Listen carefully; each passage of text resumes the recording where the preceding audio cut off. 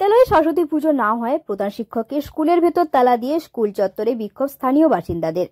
বিদ্যালয়ে তালা দিয়ে স্কুল চত্বরে বিক্ষোভ স্থানীয় বাসিন্দাদের। তাদের দাবি, বিদ্যালয়ের প্রধান শিক্ষক দেবাশিস চ্যাটার্জি বিদ্যালয়ে সরস্বতী পুজোর আয়োজন করেননি। কেন প্রধান শিক্ষক বিদ্যালয়ে সরস্বতী পুজোর আয়োজন করলেন না, সেই দাবি তুলে স্থানীয় বাসিন্দারা আজ বিক্ষোভে ফেটে পড়েন।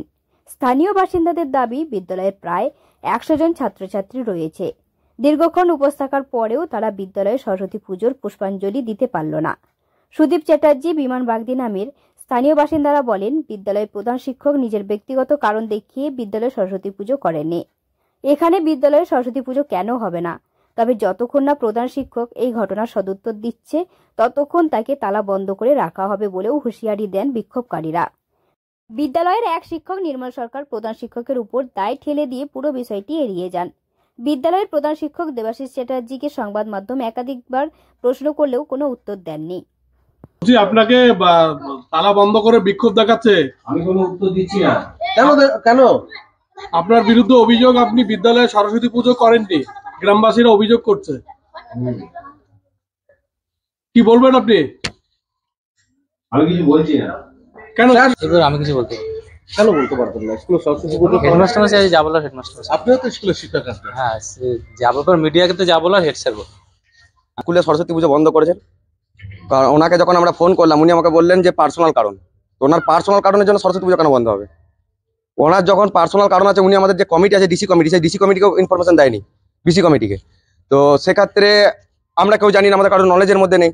এমনকি আমরা যারা গ্রামের যে আমাদের স্টুডেন্টের যে অভিভাবকরা আছে, তাদেরকে এখনো পর্যন্ত কোনো কিছু নলেজ দেওয়া হয়নি। তাদেরকে না জানিয়ে স্কুলে সরস্বতী পুজো উনি ওনার মতন করে পরে সরস্বতী পুজো বন্ধ করবে, সেটা হয় না।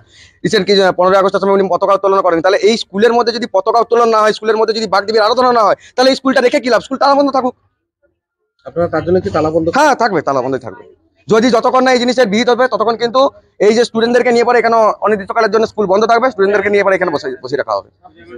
26শে জানুয়ারি পতাকা উত্তোলন করা হয়নি এখানে, 26শে জানুয়ারি পতাকা উত্তোলন করা হয়নি স্কুলে। বিদ্যালয়ে সরস্বতী পুজো মাস্টারমশাইকে কাল রাতে যখন ফোন করা হয়, মাস্টারমশাইয়ের সঙ্গে আমরা দিয়েছি ডিরেক্ট কথা বলতে, কিন্তু মাস্টারমশাই আমাদের সঙ্গে কথা বলতে সেভাবে প্রস্তুত ছিলেন না। সেই জন্য আমরা এই প্রস্তুতি নিয়েছি যে উনি যখন আমাদের মানে প্রশ্নের উত্তর দেবেন না, তাহলে আমাদেরকে আমাদের মতন করে ভাবনা চিন্তা করতে হবে।